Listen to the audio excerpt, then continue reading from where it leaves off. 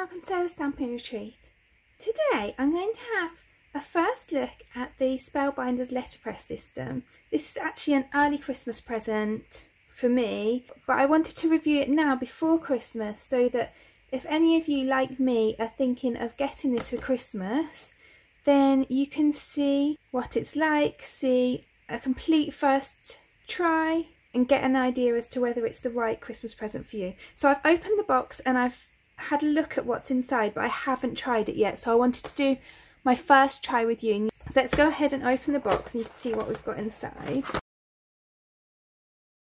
You can see from the packaging I've not used any of this, it's all still kind of sealed. So all this comes in the kit, so you get the best ever craft tape, you get the small black Betterpress ink, you get some of this cardstock, which is the proper cotton Betterpress cardstock, which I've heard is really good. And then you get an instruction book, you get your plates, and it's a floral plate, and you get these two sentiments, but they actually both say to my favourite person, but you've got the favourite with the U for those of us in the UK, and you've got the one without the U for those that don't use a U in favourite. So that's really nice for me, because quite often that is not considered, the fact that we spell things differently in England.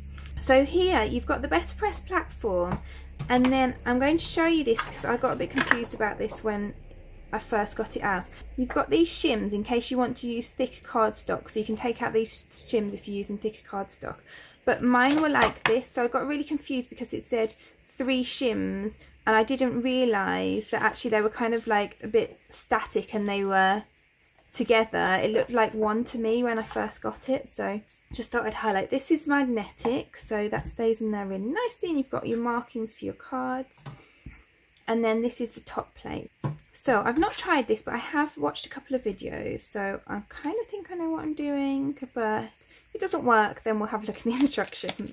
So these are the Betterpress plates, and they've coloured them silver rather than the usual Spellbinders kind of coppery colour, so that you can tell them apart from glimmer plates if you have the glimmer system as well. And then I've got this to my favourite person, so I'm just making sure that that's up the right way. And I really like this because it's magnetic, it's sticking really nicely in place, and because you've got the grid lines you can make sure that your sentiment's nice and straight as well. I'm just trying to think how I want this set out. So then I'm going to open this cardstock pack, and they give you a little sample of each of the colours of cardstock that you can buy in this special cotton cardstock. So you've got this grey, this kind of off-white slightly creamy colour, and then this more kind of like proper white colour. So I think I'm going to go with this proper white for this first one. So this is the top plate, so I'm just going to pop that on. There are markings to show you where to put your cardstock for an A2 card and an A7, but you could also use those lines and go by eye if you're using different sizes of cardstock. I certainly won't always be using those 2 card sizes. And because it's see-through, you could actually use grids on a mat or something through it to line it up if you're using different sizes as well. So then I'm actually not going to open this one because I've got some of this craft tape already because I use this a lot. So I may as well leave that one and use it once I finish my old one. So I'm going to tape that on the top and the bottom. It's just to keep it in place. And I'm going to take out my Betterpress ink. I'm going to ink up this plate. I'm just inking it up in the same way as I would do a normal stamp, but I have seen a few people kind of do this, so let's try that as well. And then this goes on top of here, and that actually clicks into place really nicely. So then I'm just going to run this through my die cutting machine. So it does specifically say as well not to pick it up like this, but to pick it up by this end piece so that you're not squashing it before it's gone through the machine. So let's see what we've got. Now I feel like it's not going to show up as nicely on screen as it really is because the texture on this is absolutely gorgeous. I'm imagining that on screen it probably looks like I've just stamped it, but the actual texture in real life is so beautiful, and it's printed so crisply and so cleanly with my first pass through.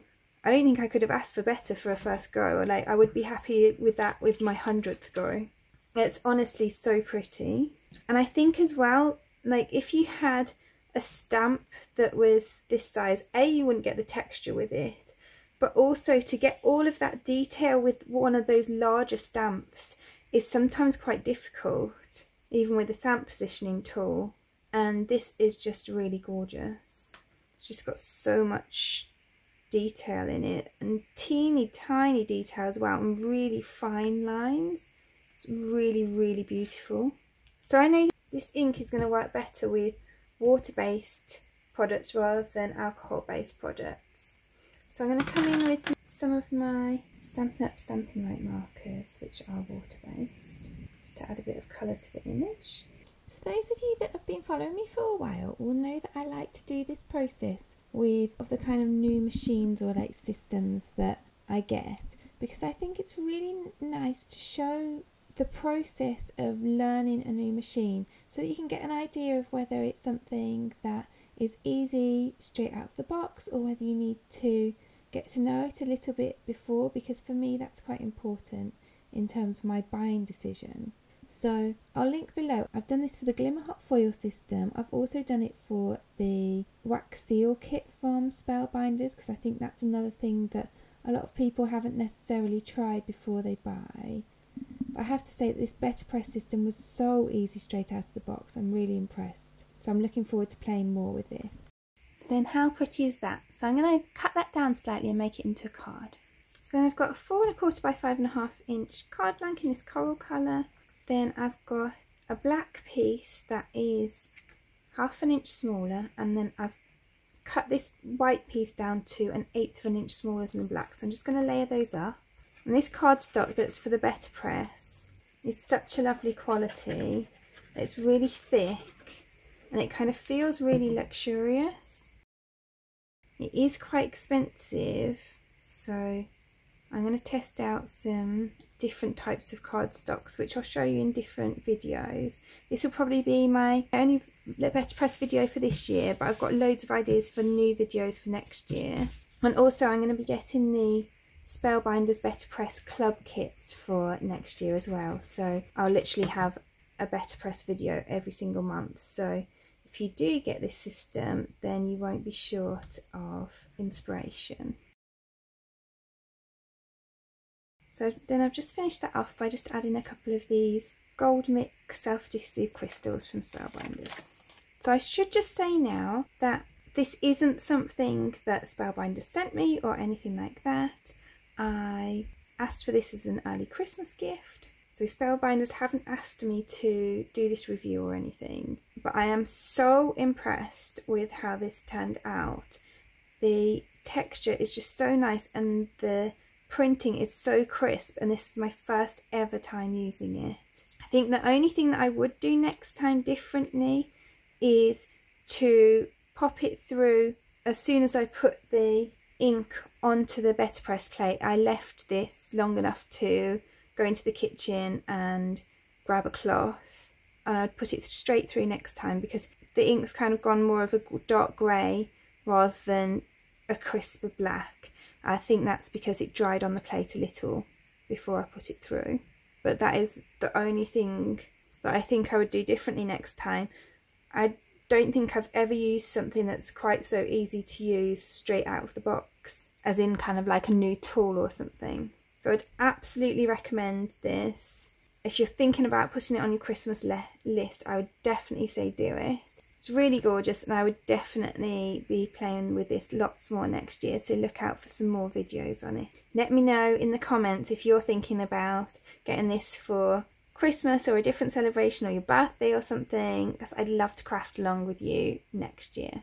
If you enjoyed this video, I'd really appreciate you clicking like below, and you can also press subscribe if you'd like to see future videos. If you press the bell button and select all, then YouTube will also notify you when I've got a new video available. All of the products that I've used for today's card are listed in the description below, and there's also a link there to my blog where you can find a picture supply list if that helps you find what you're looking for. Thank you so much for joining me today. I hope to see you again soon.